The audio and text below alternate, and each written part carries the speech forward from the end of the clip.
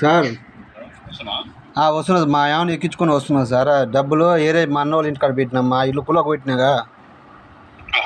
అయితే మా ఏమైనా ఎక్కించుకొని మా అన్నకు ఫోన్ చేసి వస్తున్నా అన్నాడు. ఎందుకంటే నేను ఇటుకెళ్ళకి పోతున్నా, ఒక 10,000 ఇచ్చిపోన్నా అని చెప్పిన. అవి తీసుకొని నీ కాడికి వస్తా సార్. సార్ సార్ దయచేసి నా బిల్లు అయితే ఆపకండి సార్, నీకు దండమైన. సరే సార్, ఇప్పుడు ఒక 10 తర్వాత ఒక 5 సార్. సరే సార్. సరే సార్, వస్తా సార్. సార్ సార్ ఎక్కడున్నావు?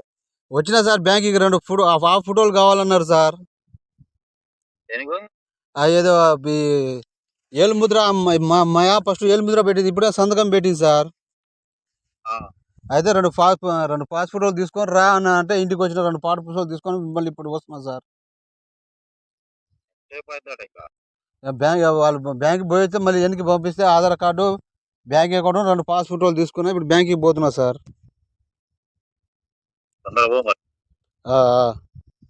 ఏం చెప్పట్లేదు, లేట్ చేస్తున్నావు. ఇంత టైం అవుతుందని చెప్తే నేను ఏదో ఒకటి చెప్తాను. అదేలే కానీ సార్, ఇప్పుడు అయిపోద్దని బ్యాంక్కి పోయినా సార్. ఇంట్లో ఉన్నాయని పోతే ఇక మనోళ్ళు ఇంటి వాళ్ళు చేనుగాడికి పోయారు సార్.